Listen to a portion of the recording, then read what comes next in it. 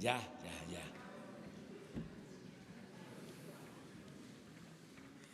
Bueno, el día de hoy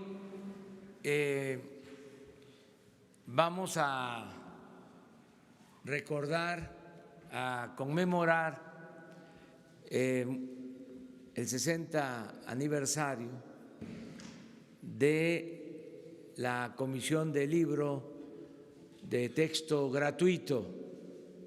Es todo un acontecimiento porque los libros de texto gratuito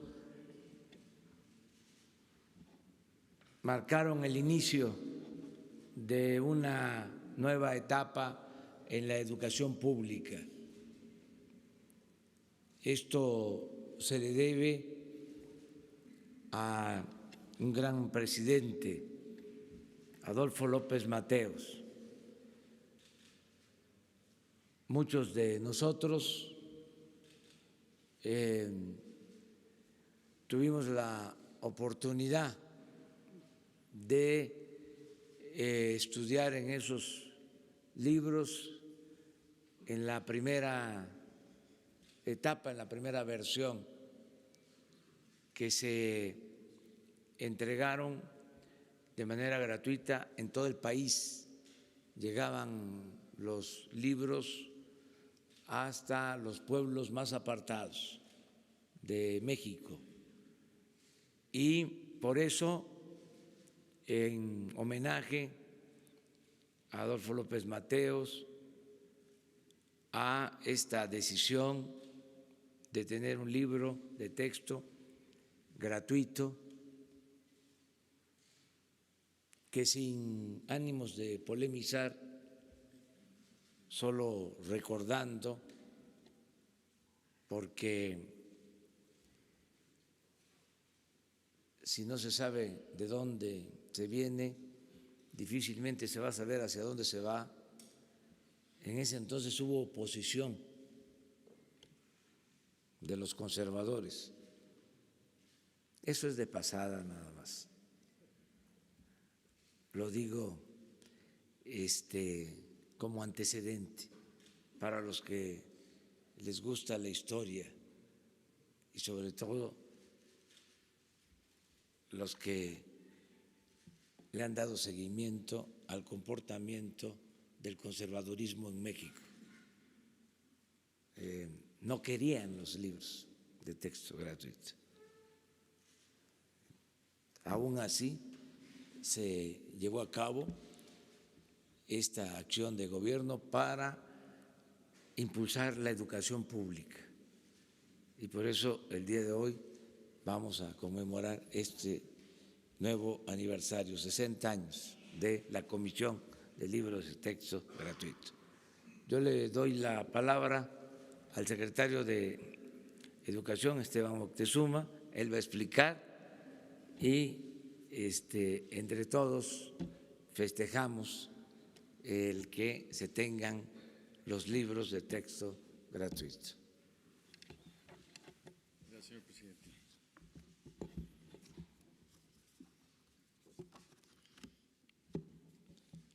Señor presidente de la República, Andrés Manuel López Obrador,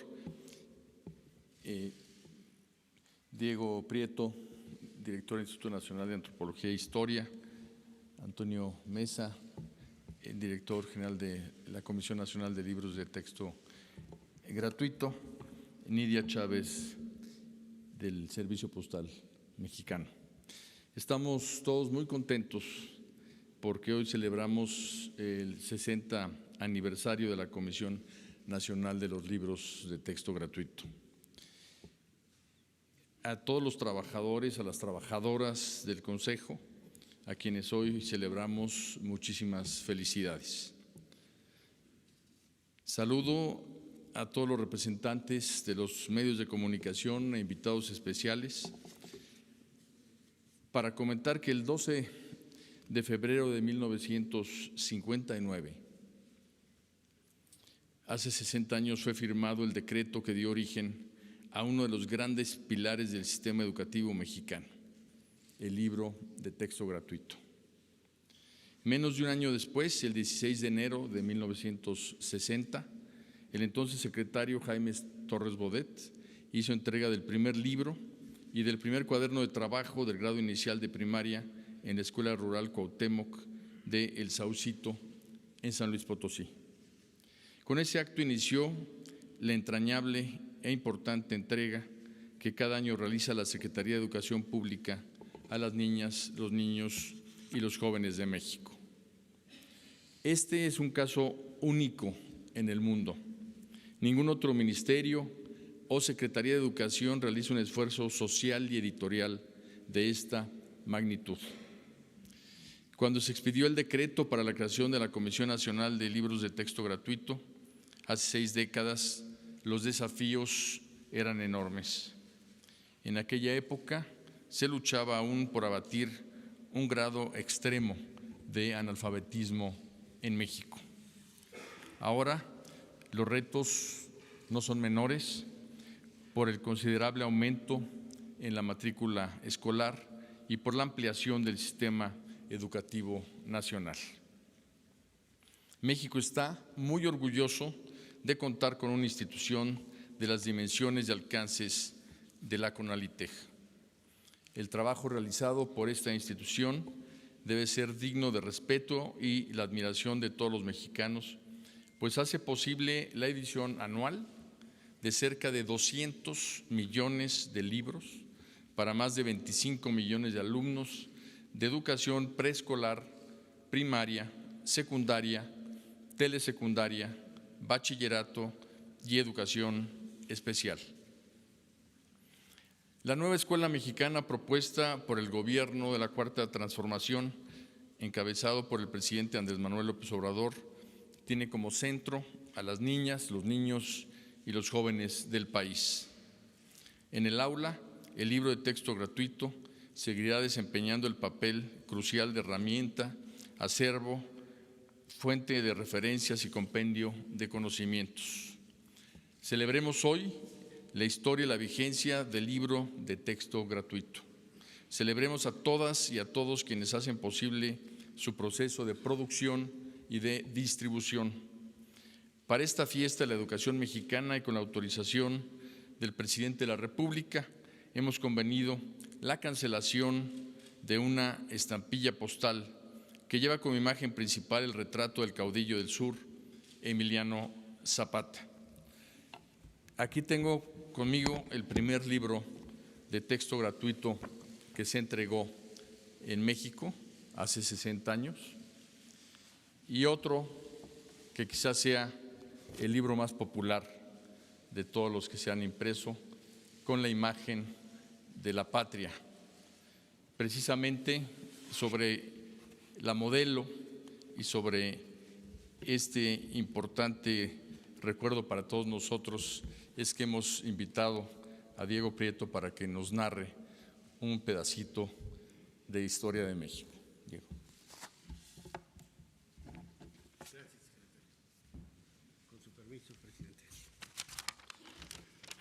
Muy buenos días, tengan todas y todas ustedes.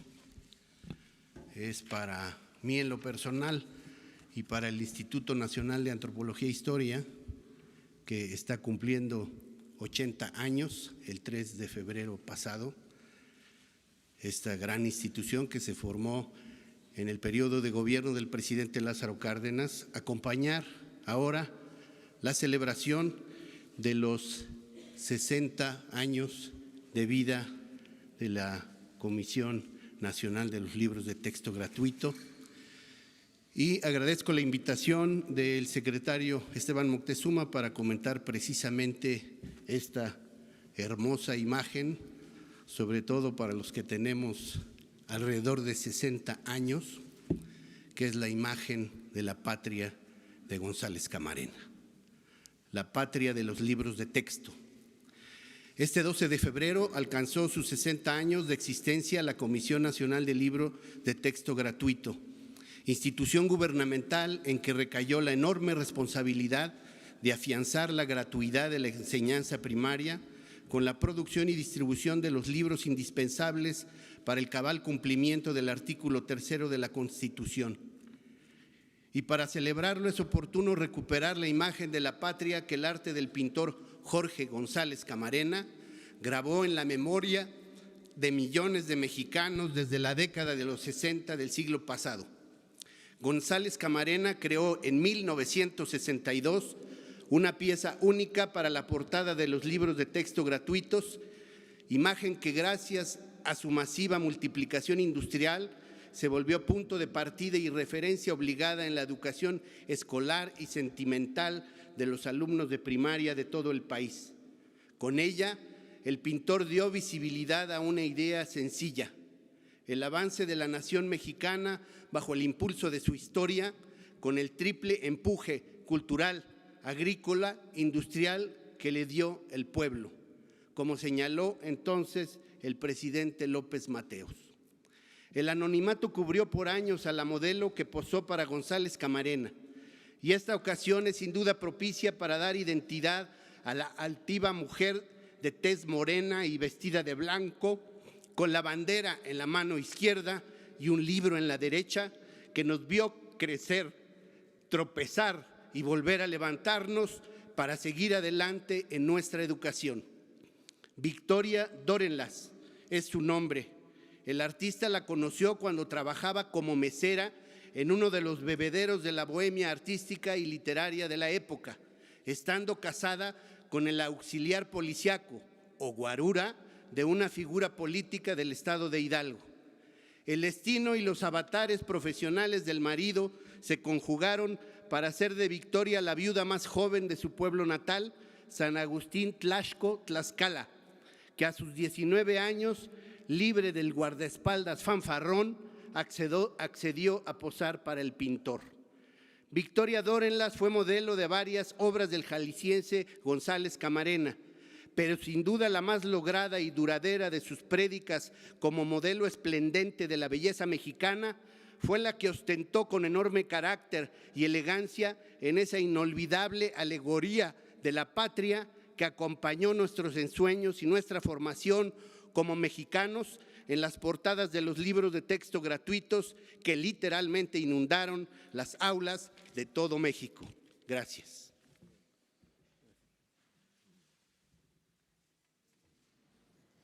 Con su permiso, señor, procedemos a la cancelación del timbre postal.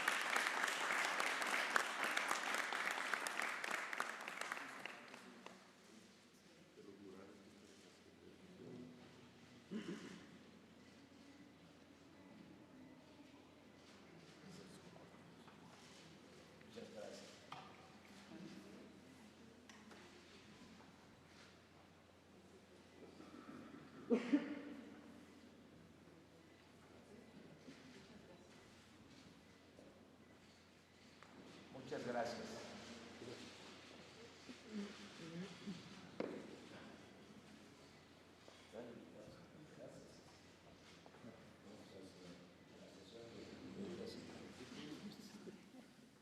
Bueno, pues terminamos con esta ceremonia que quisimos llevar a cabo en este tiempo por la importancia que tienen estas conferencias, porque muchos ciudadanos, como lo hemos dicho, están pendientes de lo que se dice aquí en Palacio Nacional desde muy temprano. Abrimos la sesión de preguntas y respuestas. Buenos días, presidente. Hoy publicamos en el Heraldo de México una entrevista con Juan Guaidó. Le pide a usted que no vea el tema de Venezuela como un tema de izquierdas o de derecha, sino como un tema de crisis humanitaria. ¿Usted qué podría decirle a los venezolanos que apoyan a este personaje y que no apoyan a Maduro? ¿Puede cambiar México su postura respecto a Venezuela? Gracias. Bueno, ya lo hemos dicho varias veces, no es conmigo, es con la Constitución. Esta postura se ciñe a lo que establece nuestra Constitución, el artículo 89, tantas veces citado, que establece como principio de política exterior la no intervención, la autodeterminación de los pueblos, la solución pacífica de las controversias, la cooperación para el desarrollo, la protección de los derechos humanos. Esta es nuestra postura y tiene que ver con nuestra historia. Puede ser que en otras naciones, otros gobiernos con otra historia vean esto como algo superficial, algo que puede cambiarse de acuerdo a circunstancias, pero para nosotros es parte de nuestra historia, son las enseñanzas de nuestra historia. Es la frase del presidente Juárez: entre los individuos como entre las naciones, el respeto al derecho ajeno es la paz. Esa es mi postura, esa va a seguir siendo la postura del Gobierno de México. Deseamos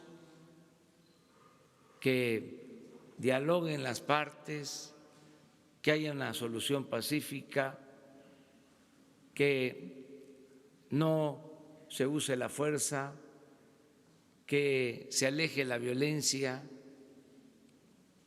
y que haya oportunidad para la diplomacia, que haya diálogo. Si es un asunto de ayuda humanitaria, que no se mezcle con posturas políticas, ideológicas, que se acuda a la ONU y que sea por ese medio que se dé toda la ayuda humanitaria al pueblo venezolano, como se tiene que dar ayuda humanitaria a todos los pueblos, a los pueblos pobres del mundo.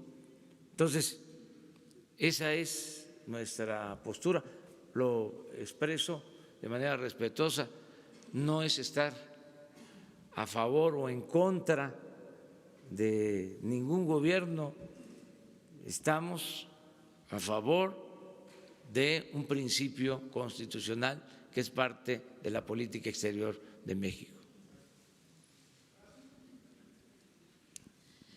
Gracias, presidente. Buenos días. Le quiero preguntar por el tema de las estancias infantiles, porque siguen las protestas de algunas de las madres que tienen a sus hijos, que se ven en la necesidad de dejar a sus hijos en estas estancias, sobre todo porque 800 pesos al mes pues les parece insuficiente para encontrar una estancia infantil.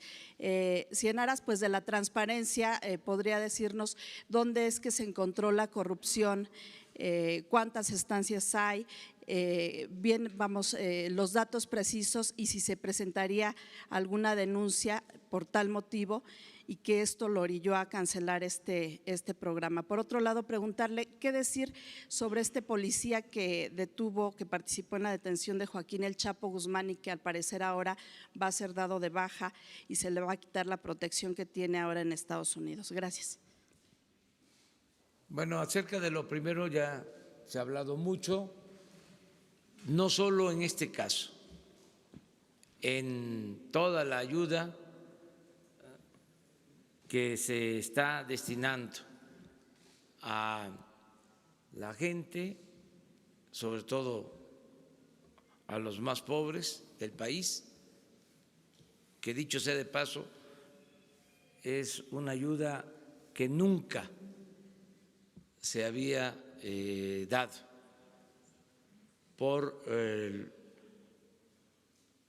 la cantidad de recursos que se están destinando. Toda la ayuda va a ser personalizada. No vamos a entregar recursos a organizaciones sociales ni de la sociedad civil. No van a haber intermediarios. Todo el apoyo va a ser directo al beneficiario, con tarjeta, porque tenemos pruebas de que se daba ayuda, no mucha, pero sí se disponía que se apoyara y el dinero o no llegaba o llegaba con moche, como se dice coloquialmente, se quedaba en el camino. Tenemos muchas pruebas de eso. Vamos a presentarlas, sí, y que conste de que nosotros hemos actuado con prudencia, pero ustedes lo quieren saber todo y les felicito, porque vamos a dar a conocer todo lo que se entregaba y no llegaba a los beneficiarios. Y lo mismo en el caso de las estancias infantiles. Vamos a entregar el reporte y también les digo que recibían menos de lo que van a recibir ahora, se los adelanto. No van a dejar de recibir el apoyo los padres y van a tener su apoyo y va a ser más de lo que recibían anteriormente. Y van a decidir ellos libremente si continúan entregando esos recursos a quienes manejaban las estancias infantiles. Aquí también hay que tomar en consideración otro elemento. Se crearon estas estancias infantiles que son parte de la concepción neoliberal de privatizarlo todo, de subrogar servicios, como lo hicieron con las estancias infantiles, las guarderías del Seguro Social, y ya sabemos lo que desgraciadamente sucedió en la guardería ABC. No queremos eso. No se sabía y existen reportes de las autoridades encargadas de la fiscalización de que no había legalidad y no había normatividad, seguridad. Se trata de niños. ¿Era un riesgo? Claro que sí. Entonces, ahora lo que queremos es que sean los padres los que asuman su responsabilidad, tengan el apoyo y ellos decidan libremente.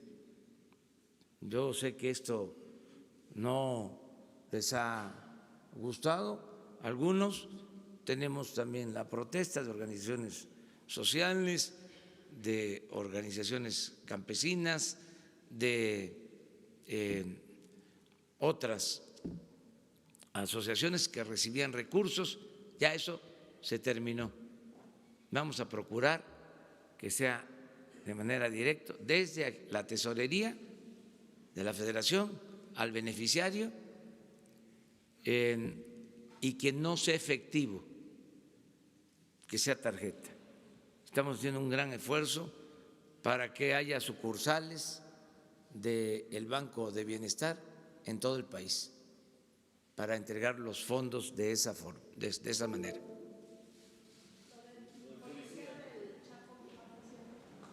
Si a nosotros nos piden protección de cualquier persona, lo hacemos. Está en Estados Unidos con protección y ahora se la van a quitar porque parece que lo van a dar de baja por motivos de austeridad. O sea, él tiene protección ahora, está en Estados Unidos, pero se la van a quitar por motivos de austeridad. En el caso nuestro, Sí, el caso del gobierno mexicano. no aplica la austeridad en este caso. Lo que pasa es que como se bajaron los sueldos, como ganaban 600,000 pesos mensuales los de arriba, y ahora nadie puede ganar más de 108,000, como ya no hay aviones, como ya no hay aviadores, hablando de aviones, como ya no hay lujos, pues ya ahora se le echa la culpa de todo a la austeridad de nuestro gobierno. No, eso no tiene nada que ver con la austeridad.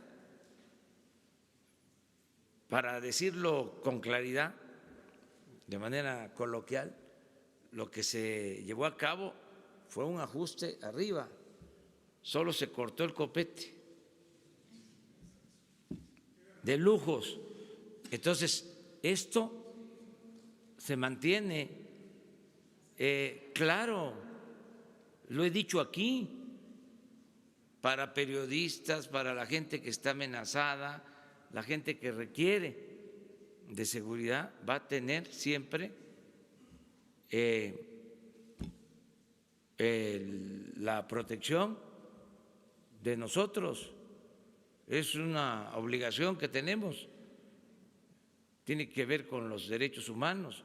Esto lo maneja Alejandro Encinas, aquí ya lo hemos dicho. Entonces, yo sé que están molestos, ¿no?, nuestros adversarios, sobre todo los conservadores, fifís, que ayer también salió de que una modista o diseñadora va a estar en el CONACYT. Me informan que no es así. La directora del CONACYT, Premio Nacional de Ciencias 2017, es para decirles, tengan para que aprendan. O sea, y nos salen con eso. O sea, vamos a suponer que sea cierto, la directora del CONACYT va a actuar y aquí, con transparencia, esas cosas no se pueden permitir.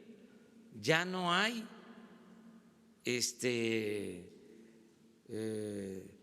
modistas, modistos, maquillistas, ya no hay esas exquisiteces, esos lujos, ya se terminó. Este es otro gobierno. Pero qué bien que todo esto esté saliendo, para que así nadie abuse y que todos participemos hasta limpiar de corrupción el gobierno. Sí, pero la información que tengo es que no es del todo cierto. Hoy se va a informar sobre este tema la directora del CONACYT. Y si fuese así, pues hasta hoy estuvo de funcionaria.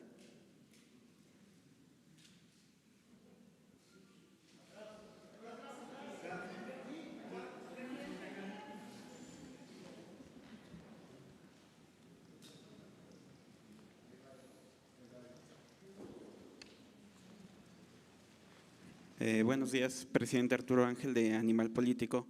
Yo traigo preguntas en torno a dos temas. El primero es Odebrecht y transparencia. El día de ayer en la sección del Sabueso de Animal Político, donde hacemos una verificación si lo que dicen los políticos es cierto o no, revisamos lo que usted mencionó respecto a que el INAI había ordenado que nos informara del tema de Odebrecht.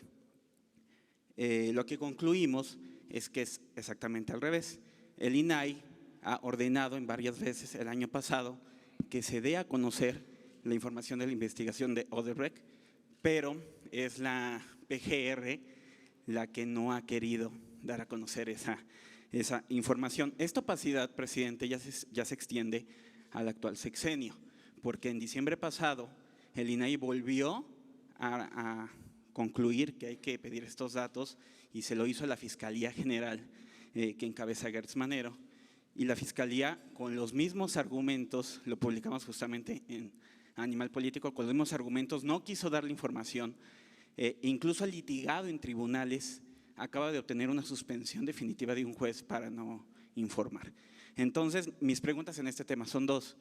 Por un lado, ¿qué opinión le merece que la Fiscalía General de la República continúe sin querer dar ninguna información, incluso buscando amparos para no dar ningún dato, ni siquiera cuántos funcionarios han declarado, no sabemos exactamente nada? Y la segunda pregunta en torno a este tema, presidente, es si su gobierno, a través de áreas como la Secretaría de la Función Pública y todas las que han intervenido en este caso, nos van a informar en algún momento qué han hecho, en qué estado recibieron las investigaciones del lado de la Función Pública. Eso en torno a este tema, por favor. Sí, yo tengo información primero de que el Instituto de la Transparencia en un primer tiempo, una primera decisión, declaró que era información secreta. Nada más le voy a pedir a Jesús para que lo busquemos y se los aclaremos. Tengo esa información. Que después cambió, sí, pero inicialmente sostuvo que era información que no podía revelarse. Entonces, estamos emplazados a eso.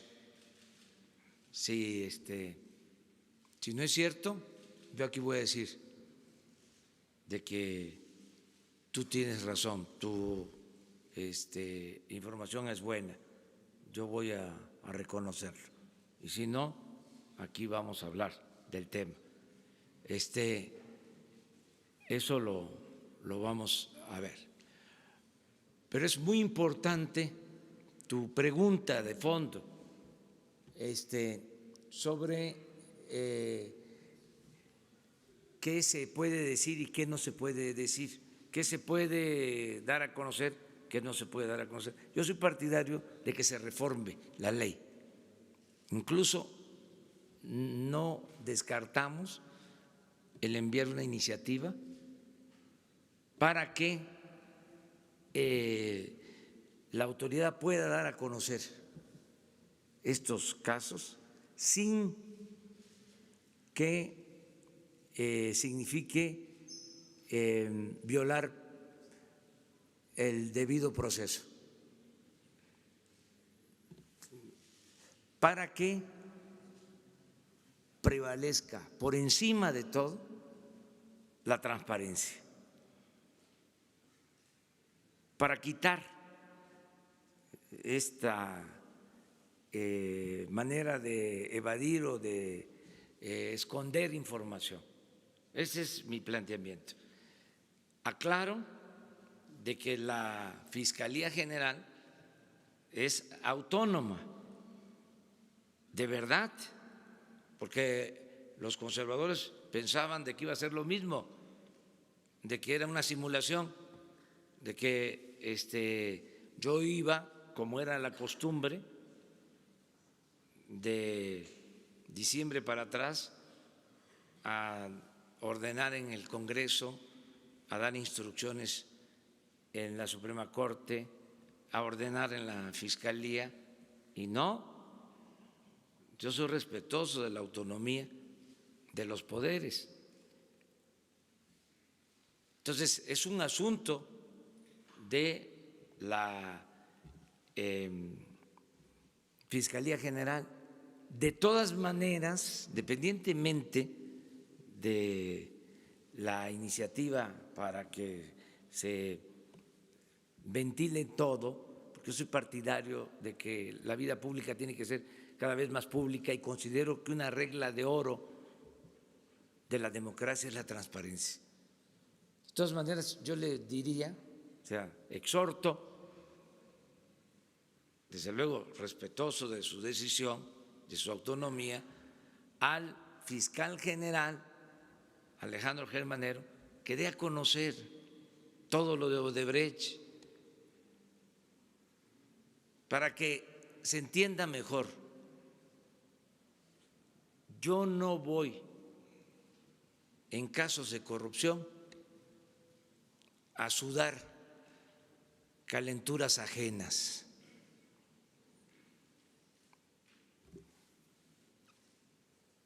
Todo el que se meta en un caso de corrupción tiene que asumir su responsabilidad. Yo no voy a proteger a nadie, lo subrayo, en casos de corrupción. Se trata de justicia, ahí sí, sudo las calenturas ajenas, pero en casos de corrupción, no. Del lado de la función pública y de Pemex, que no sabemos tampoco qué hicieron realmente en el sexenio pasado en torno al caso de Odebrecht. Toda la información debe de entregarse. ¿Ya se está dando a conocer o a poco ustedes sabían de que se estaba pagando a grandes empresas que tenían contratos con la Comisión Federal de Electricidad? Sabían algunos medios. Yo les puedo garantizar que el 95% del pueblo de México no lo sabía. Algunos medios. Ya lo dije, el proceso.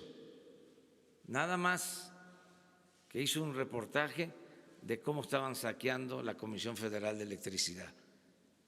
Porque se aplicaba la máxima del vasallaje, de obedecer y callar.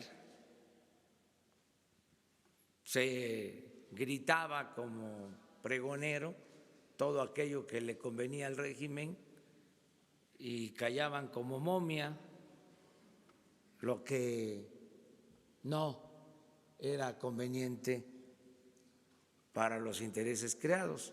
Entonces, ahora hay que celebrarlo. O sea, estamos ventilando todo. Entonces, el caso de Pemex,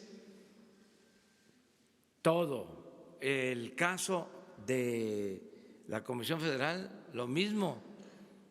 No vamos a ocultar absolutamente nada y se va a proceder legalmente.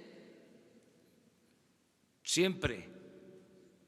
No vamos a tapar a nadie, no vamos a proteger a nadie. Presidente, y finalmente sobre el tema de los servidores de la nación y sus atribuciones, justo publicamos que durante la campaña ellos fueron promotores del voto de Morena y que también ahora van a repartir las tarjetas estas con los apoyos. Mi pregunta es, ¿por qué se decidió que ellos las entregaran si ellos no son funcionarios públicos, eran voluntarios y ahora ellos van a entregar estas tarjetas? Sobre todo porque los expertos dicen que esto podría alentar el uso clientelar. ¿Los expertos? Bueno, expertos que entrevistamos en esta nota publicada Claro, en Animal sí. Político, abogados, dicen que opinan que podría haber un uso clientelar de este programa al usar voluntarios y tenemos la duda de si la Secretaría del Bienestar los va a contratar a estos voluntarios por este trabajo que van a hacer y cuánto les van a pagar. Muchas gracias. Sí, todo eso se va a informar y qué bueno que utilizaste la palabra podrían, porque no va a ser así, es decir, no se va a utilizar el presupuesto como era antes para favorecer a ningún partido, no se va a condicionar el apoyo para que se vote por determinado partido y además ya existe la Fiscalía Electoral y está a punto de aprobarse, que aprovecho para pedirles a los legisladores que ya decidan en el sentido de que va a ser delito grave sin derecho a fianza la utilización de programas sociales para fines políticos electorales. No van a tener derecho a fianza. Es como la corrupción, es como el robo de combustible, todo eso se convierte en delito grave. Y cuando se tenga ya integrado todo el gobierno, que se tengan las contrataciones de los que van a trabajar en las coordinaciones en los estados, ayer lo dije, se va a transparentar toda la nómina del gobierno. O sea, no solo es la declaración de bienes y transparentar lo que tienen los servidores públicos del más alto nivel, sino toda la nómina del gobierno va a estar en redes, en el internet. Ahora vamos para allá.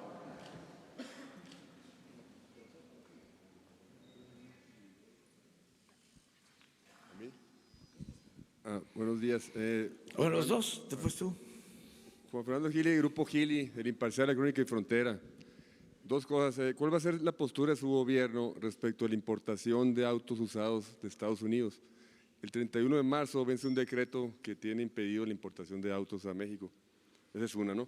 Y la otra, si el gobierno federal va a firmar la Comisión Federal de Electricidad con el gobierno de Sonora, cada año firman un convenio para dar un subsidio a la tarifa de luz por las altas temperaturas del verano en Sonora. Todavía no se ha firmado y pues sí se va a firmar otra vez este año. Sí, acerca de esto último, es una política de la Comisión Federal de Electricidad. Vamos a pedirles a los directivos que ellos nos den su punto de vista.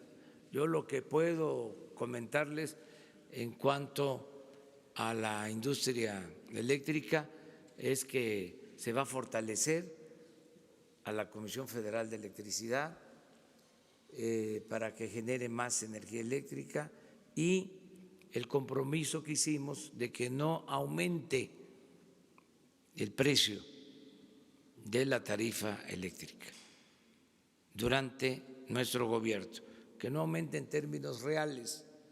Esto aprovecho para decirlo porque en algunos lugares, en Nayarit para ser preciso, en una gira que tuve recientemente, me presentaron recibos con incrementos muy altos y ya estoy pidiendo la revisión de estos casos, porque la instrucción es que no aumente el precio. Y como no terminamos de limpiar el gobierno y hay muchos tecnócratas, pero no por el hecho de ser tecnócratas, sino por el hecho de que son muy corruptos. El conservador es muy corrupto, con todo respeto. Entonces, tengo preocupación de que estén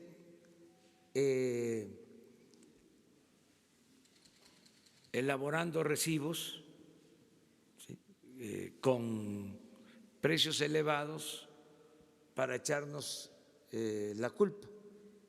Entonces vamos a revisar todo eso. Aprovecho para comentarlo a la gente.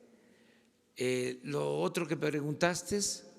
Nomás para precisar, ¿el subsidio se mantiene entonces para las familias pues para que no reciban? Sí, lo que está no cambia, o sea, no va a aumentar el precio de la luz en términos reales. La otra pregunta era, ¿cuál va a ser la postura de su gobierno respecto a la importación de Sí, de autos los carros de Estados Unidos usados, ¿no? Sí, usados.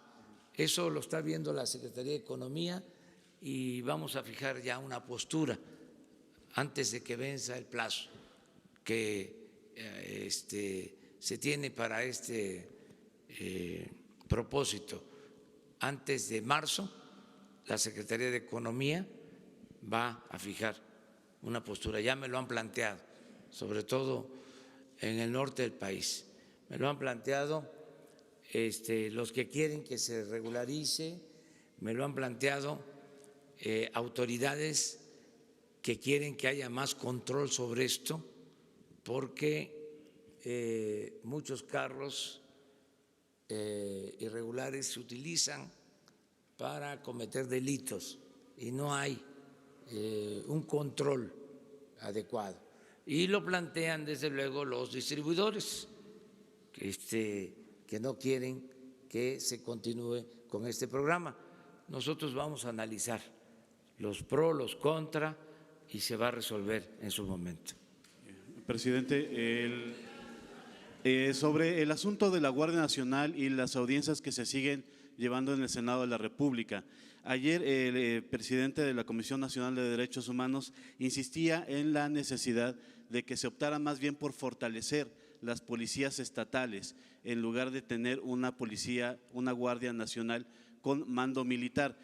Usted, si hay algún cambio en la postura del gobierno federal acerca de cómo sería el mando de la Guardia Nacional y si todas estas posiciones que se han vertido por parte de organismos nacionales de defensa de derechos humanos en estas audiencias modificarán en algo la postura del gobierno respecto a ello. Esa es una.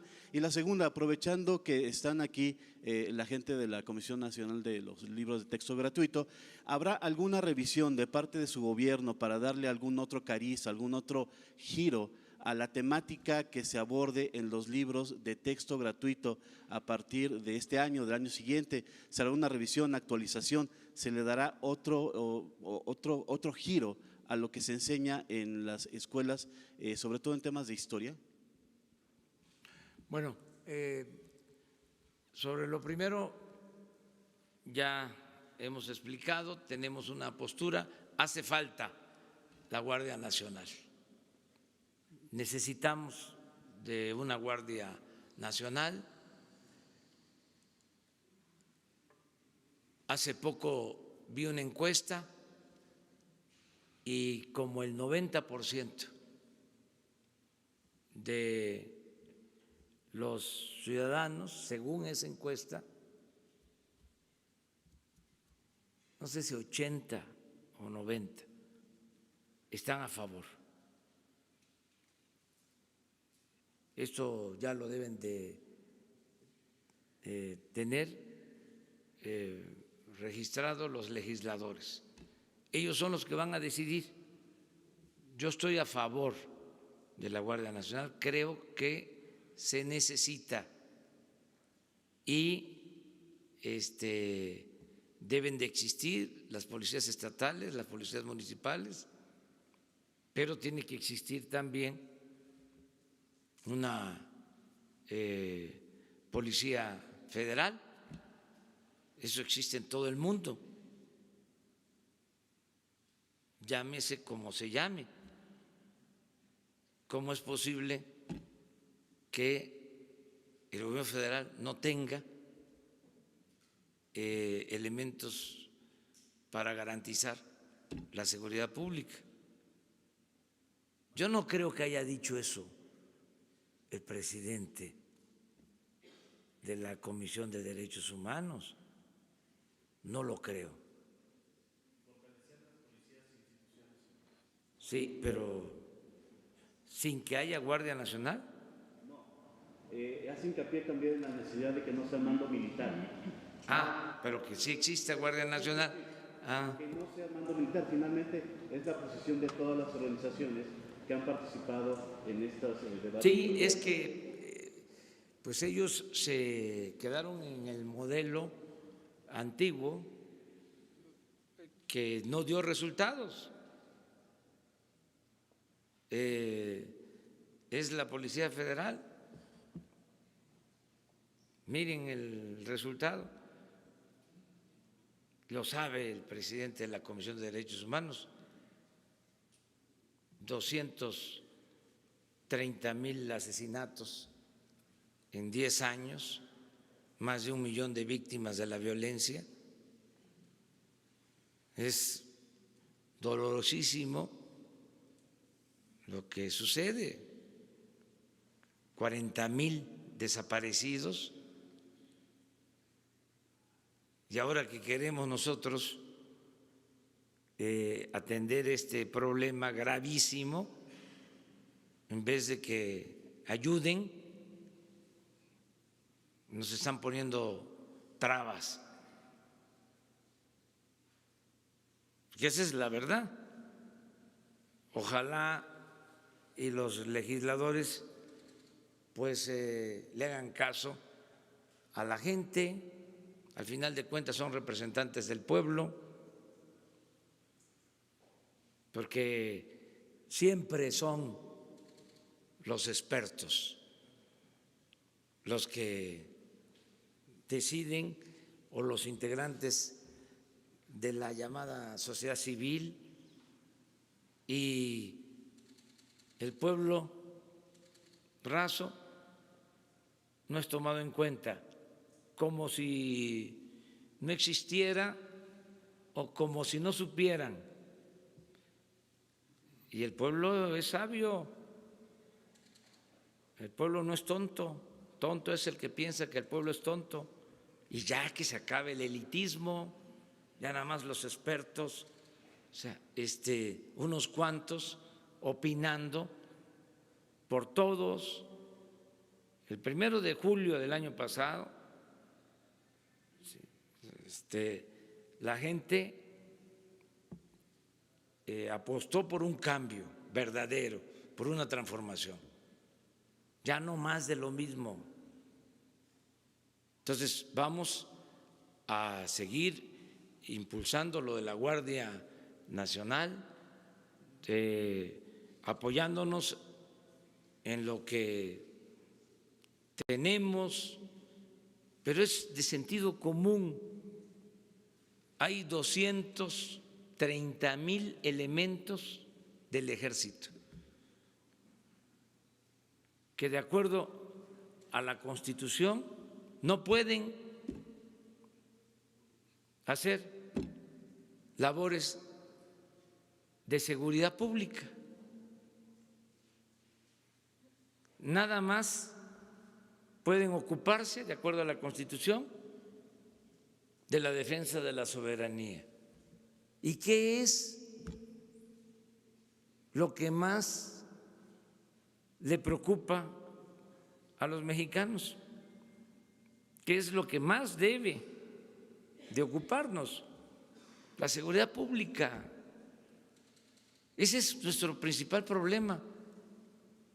y no vamos a poder utilizar esta institución que tiene experiencia, que tiene disciplina, que hay incluso infraestructura que no tienen otras corporaciones, no la vamos a utilizar ahora que la necesitamos para la seguridad pública.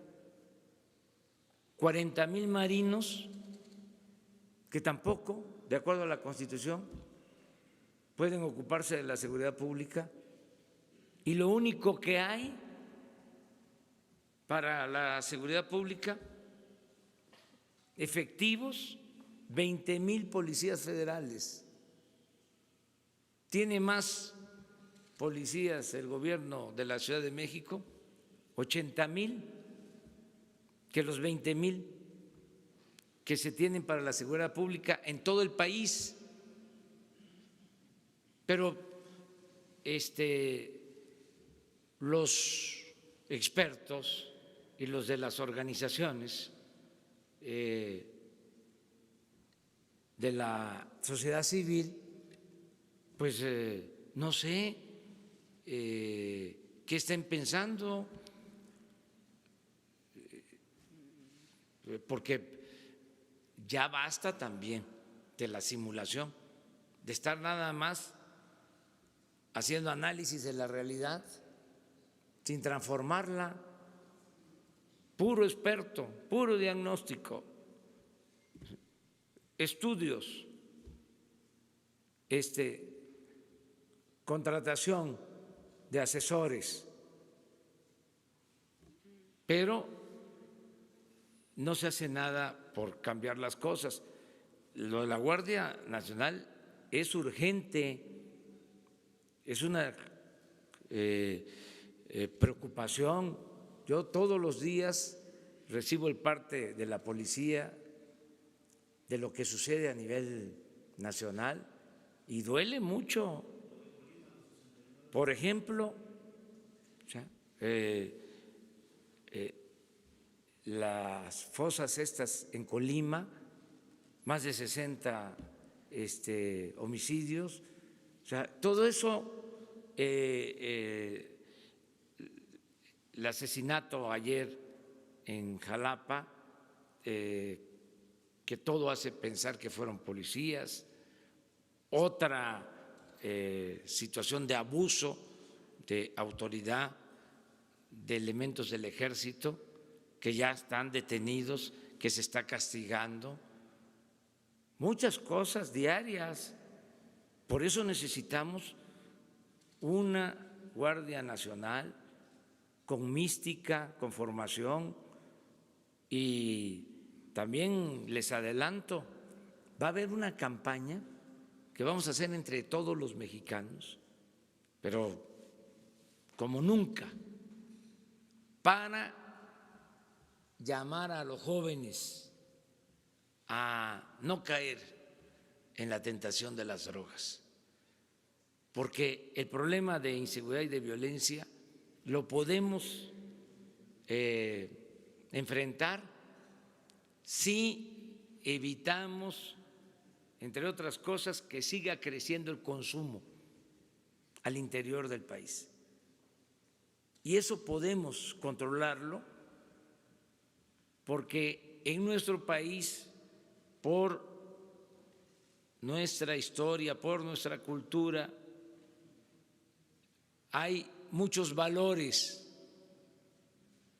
Todavía hay una gran reserva de valores culturales, morales, espirituales. Entonces vamos a hacer una campaña para que los jóvenes no consuman drogas. Y vamos a hablar sobre este tema todos los días. Vamos a hablar sobre este tema y lo riesgoso, lo peligroso que son las drogas y las opciones que hay para que los jóvenes, en vez de engancharse en actividades ilícitas, puedan tener trabajo, puedan estudiar puedan tener oportunidades. Va a ser una campaña amplia de todos, y voy a pedirle a los medios de información, no me voy a meter a cuestionar, porque hay hasta series de televisión que exaltan, ¿no?, estos comportamientos, que llaman de manera indirecta, sin intenciones, a que se sigan esas conductas. No me voy a meter en eso, pero sí vamos a hacerle frente, ¿sí?, a todas estas desviaciones para bajar el consumo interno, atendiendo más a los jóvenes. Esto por lo que tiene que ver con lo de la droga. Y acerca de los contenidos, Esteban. Sí, señor. Estamos en este momento viendo cómo se procesa en el Congreso la iniciativa que el señor presidente envió el 12 de diciembre para la abrogación de la reforma educativa, y esto va a llevar como consecuencia también nueva legislación secundaria. Junto con eso estamos trabajando en lo que sería un nuevo modelo educativo, porque a partir del modelo surgen los planes y programas, los materiales, los contenidos, y obviamente esto pues lo recogerán los libros de texto en las materias en que se le dé un nuevo enfoque con esta educación que queremos integral, y en particular también la historia tendrá nuevos contenidos.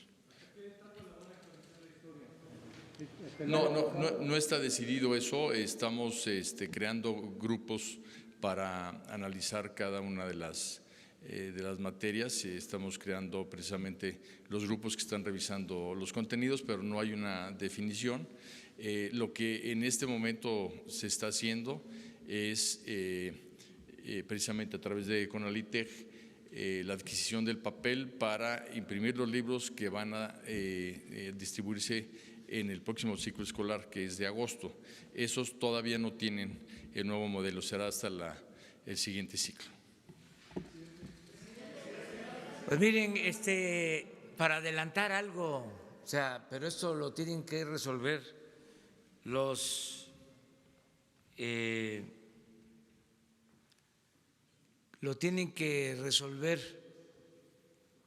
especialistas, pedagogos, con todo el rigor. Pero si a mí me piden opinión como a cualquier ciudadano, yo diría que hay que trabajar mucho en las matemáticas, pero también hay que trabajar mucho en la ética, en el civismo, en la historia y en algo que es polémico, pero muy importante, en el fortalecimiento de valores culturales, morales, espirituales, que podamos transmitir en toda la enseñanza, en la educación formal, en la educación informal, de que solo siendo buenos podemos ser felices. Pero eso es muy polémico, por eso me callo.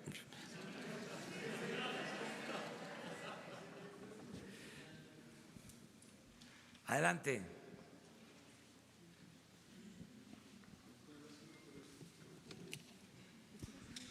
Miren, nada más espérame, me están dando información. El Instituto de la Transparencia, pero lo vamos a mostrar, sí pidió reservar información sobre Odebrecht en 2 ocasiones. Yo cuando digo algo aquí es porque lo tengo probado. Les dije también, cuando se inauguró este organismo, porque se puso de moda en la época neoliberal para simular de que se iba a combatir la corrupción, de que iba a haber transparencia, etcétera, etcétera, etcétera, se puso de moda crear organismos. Por ejemplo, en materia educativa, ¿no? El Consejo de Evaluación. ¿Por qué a los maestros nada más se les va a evaluar? ¿Y por qué no se le evalúa a los diputados y a los senadores y al presidente y a los médicos? Se escogió nada más a los maestros. Bueno, institutos, organismos reguladores, una constelación de autoridades autónomas. Bueno, cuando nació este organismo, impulsado por los conservadores de la llamada sociedad civil, la primera decisión importante que tomaron fue mantener en reserva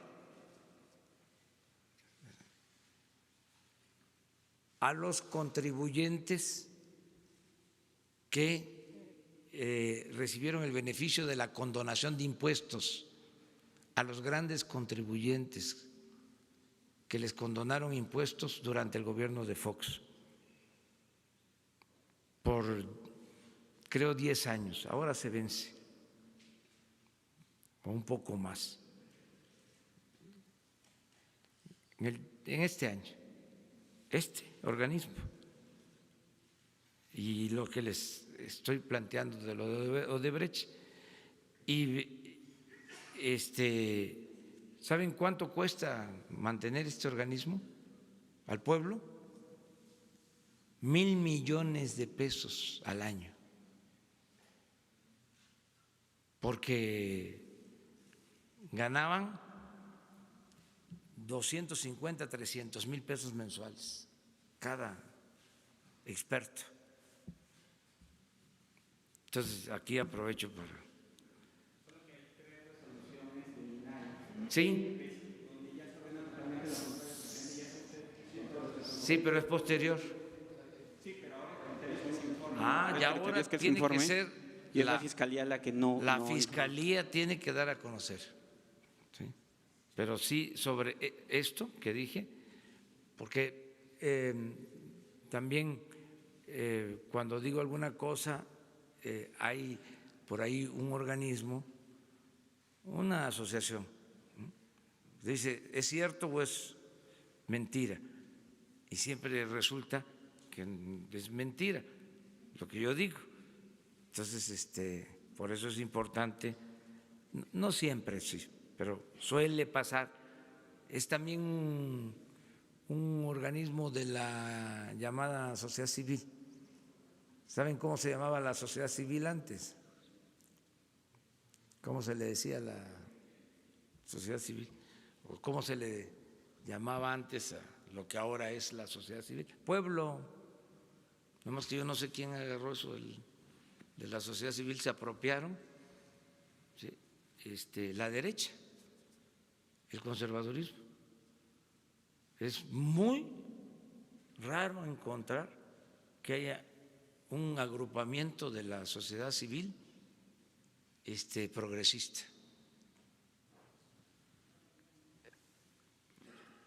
Y hay gente bien intencionada en la sociedad civil, pero por lo general, ¿sí?, todas las empresas promueven, ¿sí?, a organismos de la llamada sociedad civil, independientes, que son independientes del pueblo, no de los intereses creados. Una más y terminamos. Buenos días, presidente. Soy Jocelyn Gutiérrez de Político MX. Le quería preguntar cuál es la postura del gobierno respecto al veredicto en contra del Chapo Guzmán. Pues fue una decisión que tomaron en Estados Unidos. Nosotros pues somos respetuosos de esos procesos legales, no le deseamos mal a nadie. Me gustaría de que quienes toman estos caminos recapaciten y piensen de que es un don muy preciado la libertad y que no se debe de afectar a otros, no se le debe de causar daño al prójimo y no hay que causarse daño a uno mismo y a los familiares, porque son de una u otra forma sufrimientos. Eso es lo que puedo decir. Que sirva de enseñanza, que sea una lección para que se piense que la felicidad verdadera no es el dinero, no es lo material, no es el lujo barato, no es la fama. La verdadera felicidad es estar bien con uno mismo, estar bien con nuestra conciencia y estar bien con el prójimo. Sobre eso va a versar mucho la campaña dirigida a los jóvenes para enfrentar el problema del aumento en el consumo de drogas. Tenemos nosotros que bajar el consumo de droga, y tenemos que atender a los jóvenes y lo vamos a lograr porque hay ahora opciones, hay alternativas para que el joven no tome el camino de las conductas antisociales. Bueno, también para preguntarle, presidente, acerca de la renovación de la dirigencia de Morena.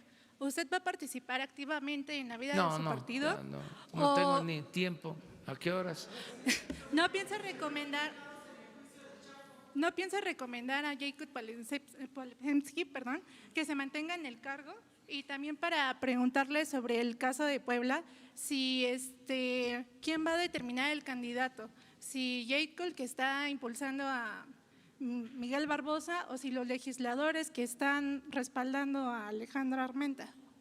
Pues ahí sí, no opino. Ahí sí, como se dice en el béisbol, ahí sí voy a batear. Ahí sí les bateo cariñosamente.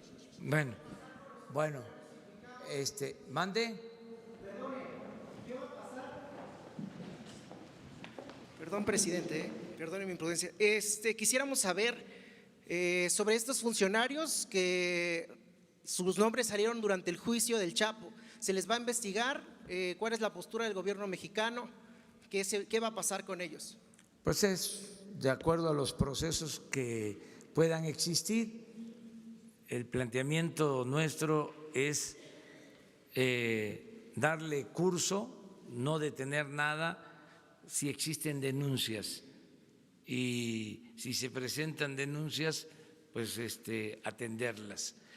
Políticamente, mi postura es muy clara desde la campaña. Incluso lo dije cuando tomé posesión de la presidencia. Yo soy partidario de que pensemos hacia adelante. Hace 2 días hablábamos de eso, de que se debe de castigar, se puede castigar errores del pasado, pero lo mejor, lo que tiene más sustento en cuanto a justicia es evitar los delitos del futuro.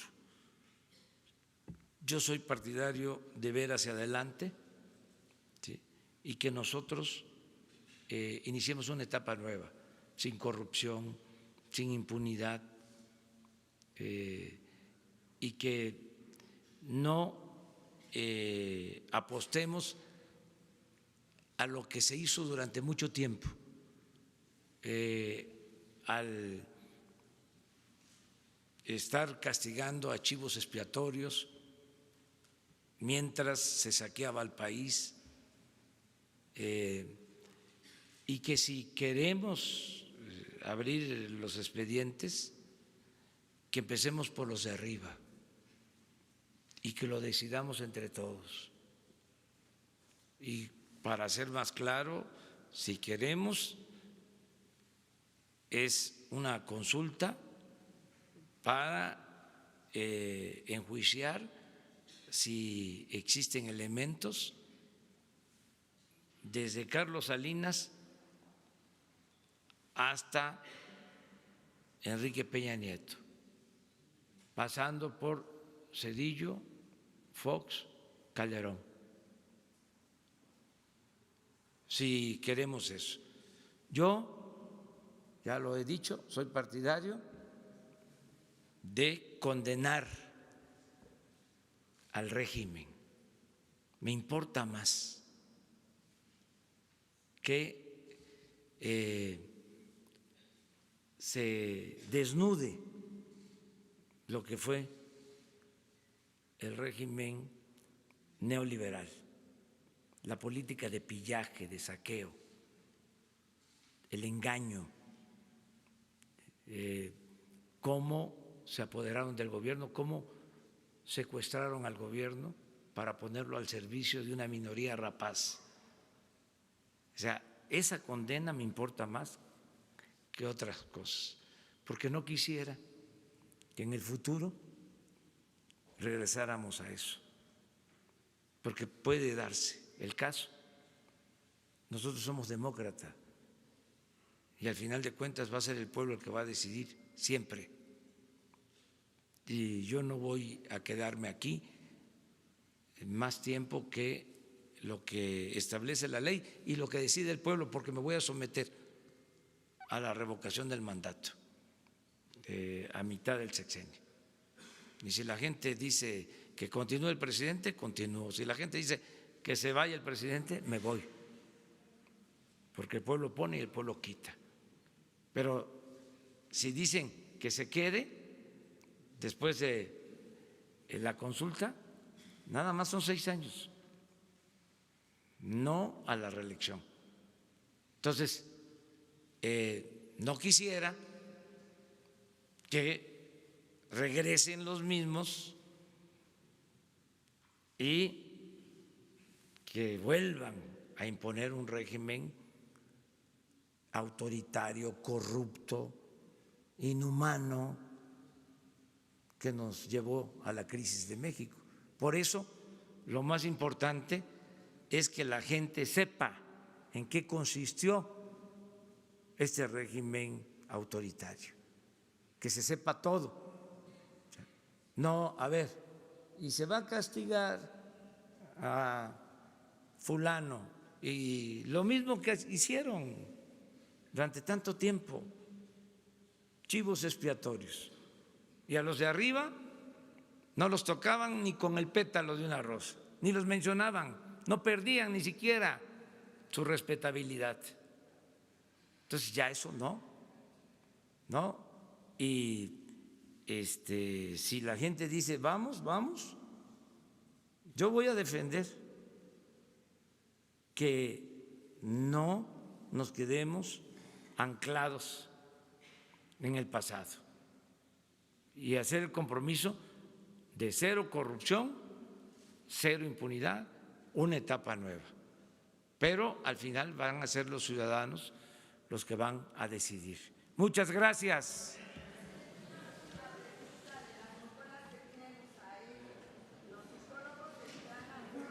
mañana